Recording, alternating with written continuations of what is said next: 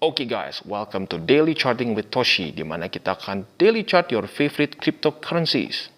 Oke, cryptocurrency market meningkat sebesar 2,97% dengan total crypto market cap sebesar 2,38 triliun ya. Nah, buat kalian yang kemarin-kemarin sudah cicil sedikit-sedikit nih alternative coins seperti ya Ethereum, Polkadot terutama ya, lalu ya macam-macam lah Cardano dan lain-lain, mungkin sekarang sedang senyum-senyum. Kenapa? Ya karena sekarang mulai naik gitu ya, mulai hijau semua rata-rata ya. Walaupun nggak semua ya, ada nih Solana sedikit merah ya. Tapi overall, pretty good. Nah, pertanyaannya kenapa bisa seperti ini? Kemarin kan cuma Bitcoin doang yang naik. Sekarang kenapa yang lain ikutan naik? Di sini kita lihat ya, Bitcoin dominance-nya sedang sideways. Bingung mau naik atau turun. Nah, saat Bitcoin dominance-nya sideways, seringkali semuanya ini menjadi hijau. Gitu. Kenapa? Karena nggak hanya kesedot oleh Bitcoin. Yang lain mendapatkan juga jatahnya lah. Gitu kesannya ya. Oke, dan buat kalian yang sudah akumulasi atau sudah mulai cicil Polkadot sejak gue bilang dari CWT sehari atau 2 hari sebelum ini, congratulations. Kenapa? Karena ya kalian sudah make a lot of profit now ya, sedang dalam posisi yang profitable. Nah, sekarang pertanyaannya adalah kenapa bisa seperti ini? Kok bisa naik dengan sangat cepat? Kita lihat ya, di daily dia itu naik sebesar berapa persen nih?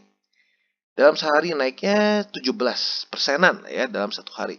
Which is really good. Ya, apalagi dengan market yang kondisinya sekarang lagi overall rata-rata sideways. Nah, gue sudah bahas sebenarnya Polkadot ini dari waktu posisi dia itu masih di daerah, seingat gue daerah sini nih, daerah sini. Dan buat kalian yang sudah akumulasi dan melihat nih ini ketahan di sini ya, ketahan dengan si support $33, congratulations, profitnya sudah not bad gitu ya. Nah, pertanyaannya kenapa? Kenapa bisa seperti ini? Apa berita yang membuat Polkadot bisa ngepump seperti ini? Ini dia beritanya. Yaitu adalah Polkadot akhirnya, atau lebih tepatnya tim dev Polkadot sudah menentukan tanggal dari parachain auction. Apa itu parachain auction?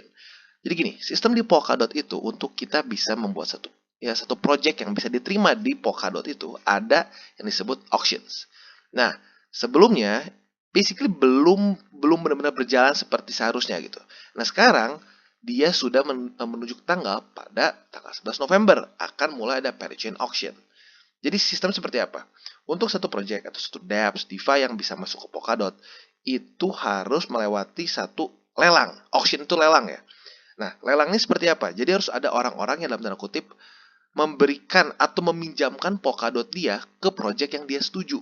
Gitu. Nah, dari situ pun jadi apa? Ada governance gitu. Jadi andaikan misalnya para pemegang dot ini misalnya nggak suka atau nggak setuju dengan satu project tertentu, ya sudah mereka ya jangan dalam tanda kutip jangan menaruh Polkadot mereka ke project itu. Nah, jadi ada lagi demokrasi di dalamnya lagi gitu ya. Nah, itu akan mulai berjalan di 11 November. Ini yang menyebabkan Polkadot naik dengan cepat karena antisipasi dari berita ini. Sebenarnya kenapa gue beberapa DCWT lalu mulai bilang ayo waktunya kita akumulasi. Karena sudah mulai bocor sedikit nih berita bahwa Polkadot Parachain Auction akan mulai ada nih teasernya gitu. Dan ternyata benar setelah teasernya keluar atau beritanya keluar, boom, naik seperti ini.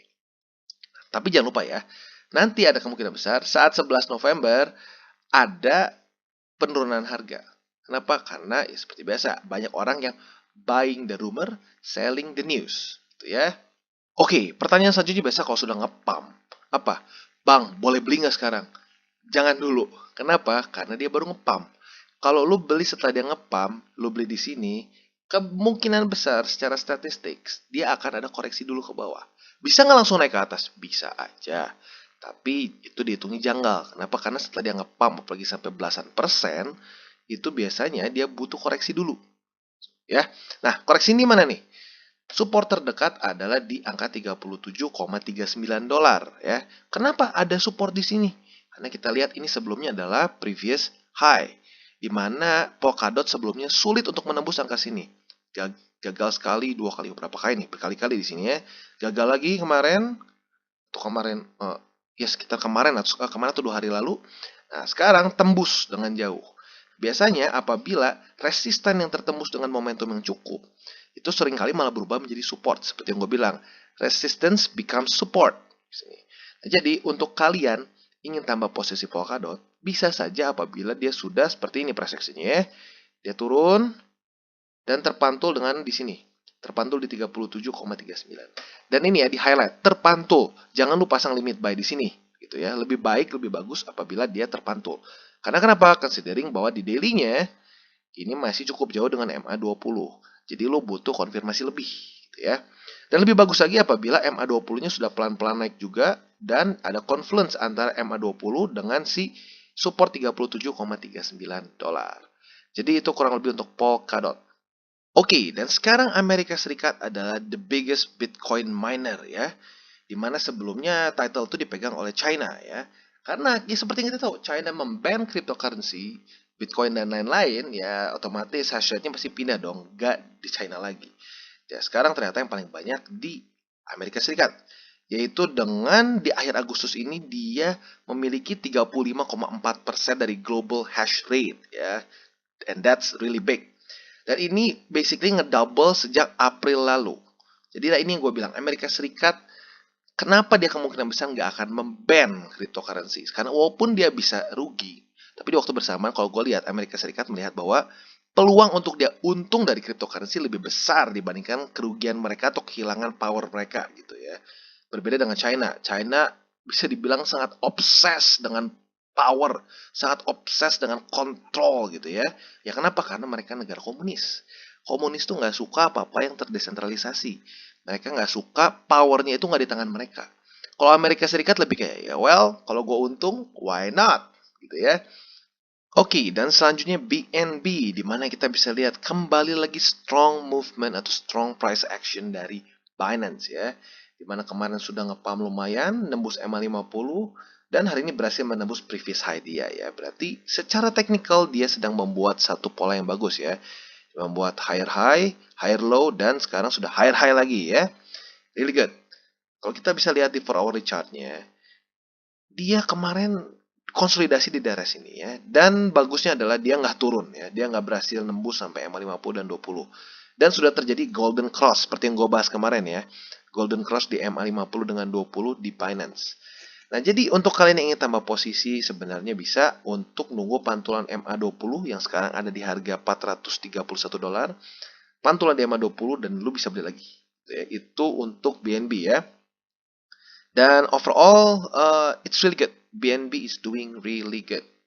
Oke, selanjutnya Ethereum. Nah, ini cryptocurrency yang kadang-kadang sedikit membingungkan gue ya. Kenapa? Karena di channel gue ini kayaknya nggak terlalu banyak yang nanya mengenai Ethereum. Dan saat pembahasan Ethereum juga nggak terlalu banyak yang tertarik. Tapi justru menurut gue ini sedikit konyol. Kenapa? Karena Ethereum ini adalah salah satu cryptocurrency yang menurut gue pribadi ya, ini potensinya masih sangat luar biasa besar. Dan kalau secara resiko jauh lebih kecil dibandingkan dengan kripto-kripto lain yang masih dalam tanda kutip murah gitu. Nah ini mungkin ini penyebab dari di Indonesia Ethereum ini mungkin gak terlalu nge-hype. Karena orang mikir udah kemahalan, 3.000 dolar susah naiknya. Nah itu sebenarnya baik lagi itu salah cara berpikir seperti itu ya. Justru Ethereum ini adalah salah satu aset yang bagus. Kenapa? Karena secara resiko dia akan lebih kecil dibandingkan dengan altcoins yang lain yang lebih kecil si market cap-nya. Ya, jadi gue ingin selalu ingatkan potensi dari si Ethereum ini ya. Nah, teknik analisisnya, dia sekarang sedang berusaha untuk menembus si resisten yang di sini nih, yang dari kemarin setengah mati ditembus, yaitu resisten di 3.621 dolar. Kalau kita lihat di 4 hourly chart-nya, tinggal ya bisa dibilang kalau di jam gua tinggal semenit lagi nih. Ini akan menjadi perdana Ethereum close di atas dari 3.621 dalam beberapa waktu yang lama ya, gitu dalam beberapa waktu ke belakang. Kemarin bisa dilihat ini sangat susah sekali untuk tembus, akhirnya Ethereum berhasil tembus. Dan ada potensi untuk bisa riding the upper band. Apabila dia naik lagi, tembok selanjutnya di mana? Atau resisten selanjutnya di mana? Yaitu di 3.946. Kenapa ada di situ? Karena ini adalah previous high dia di sini ya. Previous high dia di sini sebelum dia kemarin flash crash ikutan dengan Bitcoin ya. Jadi overall seperti itu. Dan menurut gua kalau dengan price action seperti ini, Ethereum bisa saja dengan cepat dia mendekati ke angka sini ya. Jadi buat kalian pemegang Ethereum, ya well, congrats. Dan usually kuartal 1 akan benar-benar jadi waktu yang bagus untuk Ethereum ya. Jadi kuartal 4 kadang bagus, kadang enggak ya. Oke, dan selanjutnya Avalanche. Akhirnya Avalanche sepertinya menemukan titik supportnya ya, di mana beberapa hari ke belakang dia struggling untuk menemukan supportnya, terus turun. Sekarang dia sudah menemukan support di daerah sini, tepatnya di daerah support Fibo, dan yang penting juga dia sudah bisa close di atas dari MA20 di 4 hourly chart. Seperti yang gue sudah bilang berkali-kali ya, MA20 ini nggak di H1, nggak di H4, nggak di daily, nggak di weekly. Ini memang tukang pukul, begitu ya. Karena dia paling cepat, biasanya paling cepat mendekati ke price. Nah, kita lihat di daily-nya ya. Di daily-nya kemarin dia sudah membentuk satu pola yang ya bisa dibilang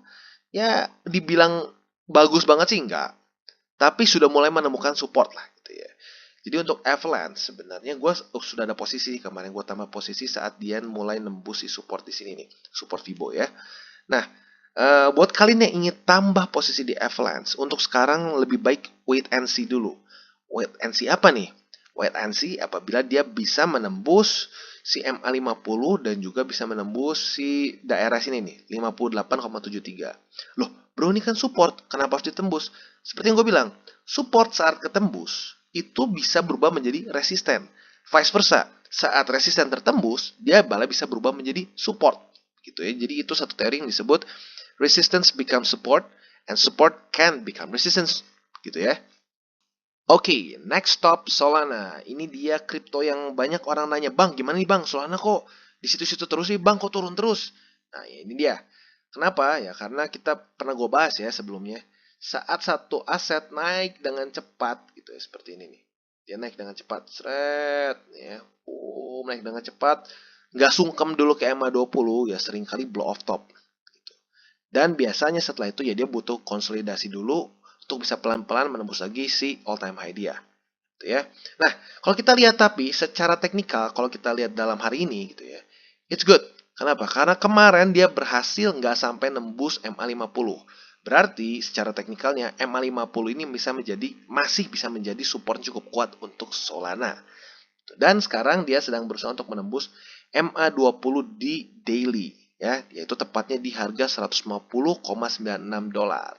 Seperti itu. Nah, kalau kita lihat di 4 hourly chartnya, bagi lo yang bertanya, oke bang, pokoknya gue mau nanya sekarang kapan nih gue bisa beli. Untuk sekarang sebenarnya gue wait and see. Kenapa? Karena secara risknya, kalau lo beli di daerah sini gitu ya, nggak terlalu bagus secara risk rewardnya ya. Sebenarnya kalau beli harusnya kemarin di sini nih. Dimana di sini ada satu pola konsolidasi jelas kan ya di sini nih. Nah, gue beli saat dia membuat satu hammer di sini ya, bullish hammer, dan ternyata naik setelah itu ya. Itu dia makanya kenapa kita harus lancar dalam membaca candle. Itu pola-pola candle, terus pola-pola konsolidasi dan lain-lain ya. Nah, tapi untuk sekarang, kalau sampai lo mau beli, lebih baik nunggu sampai dia menembus MA500 dan 500. MA200 yang warna merah ini dengan MA50 di atas yang warna biru. Dan pastikan dua MA ini sudah menjadi support dulu. Jadi jangan cuma sekedar nembus, tapi pastikan bahwa dia sudah menjadi support. Ya, jadi untuk Solana sebenarnya sekarang dalam posisi wait and see. Buat lo yang udah beli di daerah sini dan mengerti, berarti kalau lo beli di daerah sini kemungkinan besar lo mengerti pola-pola candle. Congratulations ya, sekarang sedang posisi positif ya. Oke, dan untuk Cardano, sekarang dia sudah menemukan support ya. Kembali lagi di daerah sini. Fibo ini sepertinya menjadi satu main support yang cukup kuat nih untuk Cardano. Dan menurut gue juga dibantu juga daerah sini ya. Karena memang ini daerah supply, kalau daerah kemarin ini ada daerah demand ya. Nah sekarang kita berharap jangan sampai ini menjadi daerah supply. Gitu. Nah kita bisa lihat sekarang dia sedang bereaksi dengan MA20 di daily. Seperti yang sering kita bahas, MA20 ini memang tukang pukul, tukang bully gitu ya. Gue udah bahas dari 29 September lalu ya, saat dia mulai naik, dan gue bilang, yang paling penting adalah jangan sampai Cardano dipukul oleh MA20. Dan ternyata dia dipukulin terus-terusan nih, 1, 2, 3, terus terpukul, naik nembus, nggak kuat momentumnya, turun lagi. Jadi PR terdekat untuk Cardano adalah apa? Jangan mau kembali lagi dipukulin oleh MA20. Hari ini kalau bisa close di atas MA20 yang ada di harga 2 dolar lebih 19 sen ya. Jadi itu PR Cardano. Jangan sampai close di bawah dari 2 dolar 19 sen ya. Dan kalau gue ngomong close daily itu adalah jam 7 pagi ya dia nge-close-nya, bukan jam 12 malam. Karena kenapa? Kita GMT plus 7 Indonesia itu ya. Atau lebih tepatnya waktu Indonesia Barat gitu ya. Buat kalian di Jawa Barat, ya itu jam 7. Buat selanjutnya ya tinggal lo tambahin aja ya jamnya. Oke, itu kurang lebih untuk Cardano. Selanjutnya Atom atau Cosmos ya. Dimana Cosmos kembali lagi sekarang, kemarin sudah bagus sih, dia menemukan support ya di EMA50 ya. Dan gue udah tambah, ada juga beberapa posisi Cosmos gue di sini. Nah, tapi balik lagi ya, ini dia, the beauty of technical analysis. Jadi kalau buat kalian yang bilang, TA itu nggak guna, ya ini dia buktinya. Ini garis kan gue buat sesuai TA. Kita bisa lihat ada trendline resistance dan sampai sekarang masih di respect atau masih dihormati oleh si Atom ini. Nah, jadi PR terbesar dari Cosmos atau Atom adalah dia menembus trendline di sini ya. Dia kalau bisa close di atas dari, kalau di sini posisinya $35. Kalau bisa dia close di 36 tuh, itu bagus banget tuh. Dan lebih bagus lagi kalau dia close di atas MA20. That's really good gitu ya. Dan kalau kita lihat di 4 hour chart-nya sebenarnya, kalau lu nanya, "Bang, bisa beli lagi nggak nih? Kapan bisa beli lagi?" Nah, sebenarnya kalau lo beli sekarang ini belum waktu yang tepat lah menurut gue ya. Kenapa? Karena ya itu masih wait and see, masih terpukul terus oleh si ini apa namanya resistance trendline ya. Jadi lo bisa beli menurut gue saat dia menembus si resistance trendline ini dan mulai bisa close di atas MA200. Jadi masuknya masih lebih ke wait and see gitu karena belum terjadi konfirmasi, gitu ya. Nah, itu kurang lebih untuk Cosmos. Oke, nah hari ini gue ingin menutup DCWT dengan message yang berbeda. Seringkali gue mengingatkan untuk, ya bagus sih, jangan masukin duit panas ke dunia cryptocurrency atau ke market apapun, dan lain-lain. Dan gue harap nggak ada yang masukin duit panas ya ke dunia cryptocurrency. Nah, tapi penekanan gue pada hari ini adalah mengenai technical analysis. Jadi gue lihat ada tren yang sedikit konyol beberapa hari ke belakang ini lah, dan semakin ada yang lumayan banyak komen gitu bilang, bang, technical analysis nggak penting lah, ujung-ujungnya mah kalau bandar mau turunin ya diturunin. Benar, tapi lu pikir bandar nggak lihat chart? Bandar tuh lihat chart dan lebih ngerti daripada lu mengenai charting, gitu ya, mengenai technical analysis. Nih, contoh paling gampang. Saat flash crash kemarin tanggal 7 September, saat El Salvador menjadikan BTC sebagai legal tender. Kita lihat apa yang terjadi. Loh, kok bisa turun seperti ini sih, Bang? Wah, ini bandar main. Benar, bandar main. Tapi, kenapa harga bisa jatuh separah ini? Bukan karena 100% duit bandar. Enggak, bandar pinter. Dia lihat. Kalau lu bisa baca on-chain analysis, mereka akan lihat bahwa apa? Banyak trader yang overconfidence. Yang terlalu bullish, berpikir, oke, ini Bitcoin akan lanjut terus ke atas. Artinya apa? Mereka pasang over leverage positions. Posisi yang over leverage, gitu ya. Mereka ngitung bandar, oke, rata-rata trader yang buka posisi itu akan terlikuidasi misalnya di harga sini, $50.000. Dia hitung, dia butuh dana berapa supaya harga bisa turun ke daerah situ. Saat turun ke daerah situ, apa yang terjadi? Posisi-posisi dari over leverage trader ini akan terlikuidasi. Saat terlikuidasi, apa yang terjadi? Posisi dia dijual. Posisi dia dijual, apa yang terjadi? Bitcoin turun. Nah, semakin dia turun, akan terus turun. Para trader-trader yang over leverage akan kena semua dan turun set. Dan yang gilanya apa? Memang hebatnya whales itu apa? Mereka lihat MA200 ini biasanya menjadi support yang cukup kuat. Mereka taruh apa? Mereka taruh buy position. Lihat, sampai bawah sini. Artinya apa? Mereka lihat chart gitu loh. Mereka nggak asal, wah pokoknya gue mau sell, jebret. Enggak, mereka lihat chart, mereka lihat technical analisisnya. Mereka beli lagi di tempat yang menurut mereka menguntungkan. Secara apa? Technical analysis. Begitu. Ya. Jadi ini menurut gue pentingnya kenapa lu nggak boleh buta technical analysis. Oke guys, sekian dari segmen Daily Charting with Toshi. Apabila segmen ini bermanfaat, boleh share dengan teman-teman dan jangan lupa untuk like, subscribe, klik the bell icon, dan see you on the next videos.